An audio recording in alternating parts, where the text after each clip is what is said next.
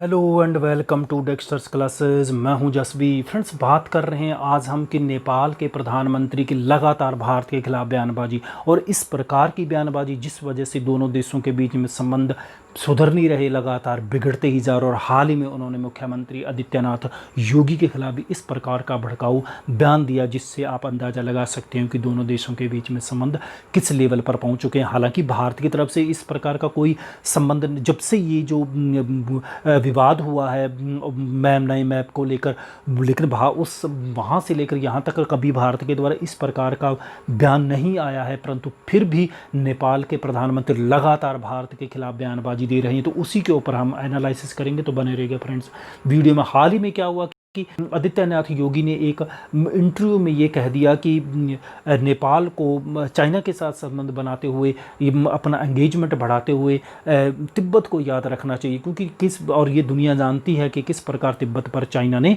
कब्जा किया। और इतना ही नहीं, उन्होंने ये भी कहा कि नेपाल और भारत के जो संबंध है वो तो एक आत्मा से जुड़े हुए संबंध है, रूह के संबंध हैं, सांस्कृतिक संबंध हैं, धार्मिक संबंध हैं, और दोनों के भूभाग कोई बड़ा मैटर नहीं करता। इसको हम डिप्लोमेटिक तरीके से हल कर ही लेंगे। इसी को लेकर ही आदित्यनाथ योगी के इसी स्टेटमेंट को लेकर ही नेपाली प्रधानमंत्री केपी ओली ने भड़काऊ अंदाज में एक यानी कि धमकी भरे अंदाज में इसे इनएप्रोप्रिएट और इलिजिटिमेट कह डाला। और उन्होंने ये भी कहा, और इतना ही नहीं, उन्होंने कहा कि ये जो ये संबंध है दोनों देशों के बीच में, उसके ऊपर आदित्यनाथ योगी को नहीं बोलना चाहिए। और उन्होंने ये कहा कि डिसरिस्पेक्ट तक कह डाला। उन्होंने कहा कि ये जो आदित्यनाथ योगी का जो रिमार्क है, जो स्टेटमेंट है, ये एक नेपाल के प्रति डिसरिस्पेक्ट दिखाता है, यानी कि एक इससे नेपाल का ये क्या है कि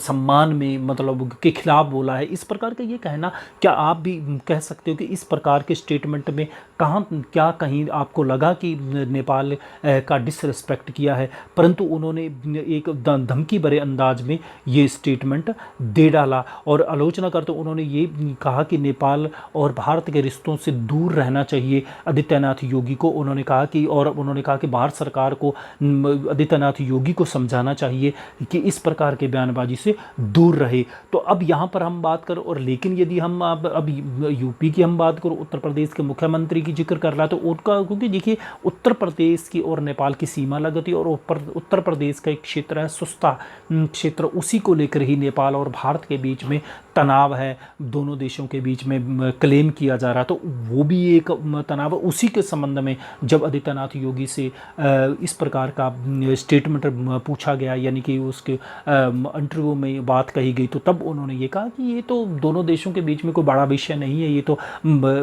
भूभाग से संबंधों को निर्धारित नहीं कर सकते, ये तो दोनों देशों के रूह और आत्मा और ऐतिहासिक और धार्मिक संबंधों की लंबा इतिहास है, तो बहुत गहरे जुड़े हुए हैं। तो ये वही बात ही कही गई थी, लेकिन उन्होंने कुछ और ही अंदाज में। और इतना ही नहीं है, हाल ही के अंदर उन्होंने नेपाल के प्रधानमंत्री ने भारत से जो ये वायरस, यानी भारतीय लोगों को ये कहा था कि भारत से जो आ रहा वायरस वो सबसे ज़्यादा खतरनाक है। उन्होंने कहा था कि नेपाल, चाइना और इटली से भी ज़्यादा खतरनाक है। और आप सब जानते हैं कि भारत में जो ये वायरस आया था वो आया था इटली की तरह होकर, इटली से, क्योंकि देखिए हालांकि वो ओरिजिनेट तो चाइना से हुआ, चाइना से इटली गया और इटली से ही भारत में आया था, डायरेक्ट चाइना से भारत में नहीं, क्योंकि भारत ने 16 जनवरी को पहले ही इस चाइना से आने वाली फ़्लाइट्स को रोक दिया था। लेकिन इन्होंने तो भारत को ही ब्लेम कर डाला कि भारत से आने वाला वायरस सबसे ज़्यादा खतरनाक है। और यहाँ पर अब, और इन दिनों आप जानते हैं कि लिपुलेखा, काला पानी और लिम्पुधुरा को लेकर तो दोनों देशों के बीच में विवाद, और हाल ही में इनके द्वारा एक मैप भी जारी किया गया, जो कि संसद के द्वारा हाल ही में मंत्र पास भी कर दिया गया है। तो अब यहाँ पर, और इतना ही नहीं, उन्होंने एक और ऐसा कड़ा बयान दिया। उन्होंने कहा कि इंडिया फेक्ड रिवर। यहाँ पर आप देख लीजिए कि किस लेवल का इनके द्वारा बयानबाजी की जा रही है। उन्होंने क्या बोला कि उन्होंने ये कहा कि इंडिया फेक्ड रिवर बाउंड्री, यानी कि उन्होंने कहा कि ये जो काला पानी की बात हम कर रहे हैं ना, महाकाली चितकाली नदी कह लीजिए, महाकाली नदी, तो भारत उसी नदी को ही तो बाउंड्री मान रहा है। लेकिन नेपाल ने कहा कि इस ये नदी भी भारत के द्वारा फेक बनाएगी। यह मर ये देखिए, मतलब हद हो गई है। अब देखिए आप, उन्होंने ये कहा है कि ये तो जो नदी है, हम ये ओरिजिनल नहीं है, ये भी भारत के द्वारा फेक बनाएगी। बताइए आप। तो इस प्रकार की यहाँ पर आप देख पा रहे होंगे कि ये मैप, हालांकि हमने काफ़ी वीडियो बना दी है भारत और नेपाल पर, लिम्पियोदरा, काला पानी और इसके ऊपर, तो लेकिन एक बार और देख लीजिए। यानी कि ये देखिए, ये है नेपाल, ये भारत, और इधर है चाइना, और ये है लिम्पियोदरा, यानी कि जो भारत और चाइना और नेपाल की सीमा पर है, और इधर काला पानी है। और जो ये नदी है, भारत इसको मान रहा है बॉर्डर। भारत कहता है कि जो इधर वाला हिस्सा है वो नेपाल का, और जो इसका पश्चिमी हिस्सा है वो भारत का है। लेकिन नेपाल कहता है नहीं, यहाँ तक है हमारा क्षेत्र, तो वो उसको अपने अंदर मान रहा है। यानी कि इस नदी का जो दूसरी जो धाराएं निकलती है अलग अलग, यहाँ पर जो धाराएं निकलती है, फिर ये यूँ निकल जाती है धाराएं अलग अलग, तो उसको मानते हैं। ये तीनों क्षेत्रों को अपने क्षेत्र में मान रहा है। तो इस वजह से भी, और हाल ही में इन्होंने मैप में भी दिखा दिया। और इतना ही नहीं है, फिर इसके बाद ये हम बात करें कि जब इस पूरे विवाद के ऊपर आपने सुना होगा कि भारत के जो सेना अध्यक्ष हैं नरवाणे साहब, उन्होंने कहा था कि ये जो नेपाल इस प्रकार का जो अग्रेसिव होकर बयानबाजी दे रहा है, उसके पीछे कोई थर्ड पार्टी है।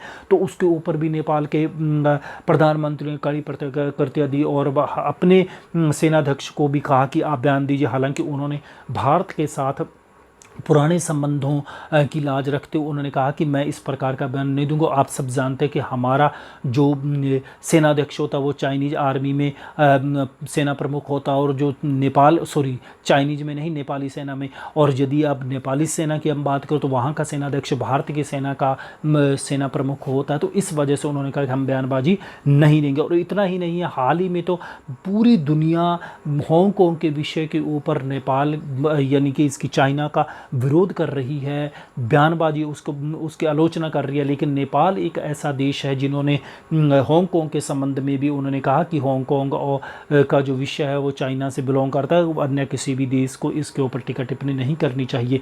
तो मतलब इस प्रकार वो कंप्लीटली टिल्टेड हो चुका है चाइना की तरफ नेपाल कंप्लीटली। और आज मैं एक चैनल को दिए जा रहे पूर्व डिप्लोमेट है बाहर जो नेपाल में थे पहले भारत के, तो उनको एक स्टेटमेंट था। उन्होंने एक इंटरव्यू में कहा कि जब उनसे ही पूछा गया कि क्या ये जो नेपाल ऐसा कर रहा है वो चाइना करवा रहा है, तो उन्होंने कहा कि मैं नहीं मानता कि इस प्रकार का कि चाइना करवा रहा हो। तो लेकिन आप साफ दिख रहा है कि किस प्रकार चाइना के पक्ष में बयानबाजी दे रहा है, भारत के खिलाफ दे रहा है। यानी कि जिस वायरस के लिए पूरी दुनिया चाइना को जिम्मेदार ठहरा रही है, उस वायरस को क्या कि चाइना और इटली से भी खतरनाक वायरस भारत से जो लोग जा रहे हैं उनको मान रही है। तो वो इस प्रकार का नेपाल लगातार इस प्रकार के जो बयान देखते हैं, आगे किस प्रकार के संबंध बनते हैं ये वक्त ही बताएगा। ये एक न्यूज़ ट्रांजैक्शन था, तो उम्मीद है कि यहाँ पर आपको कुछ नया एनालिसिस बारे में जानने को मिला होगा। वीडियो पसंद आए तो लाइक कीजिएगा, शेयर कीजिएगा, नहीं तो डिसलाइक कीजिए। डिसलाइक कीजिए, कमेंट बॉक्स में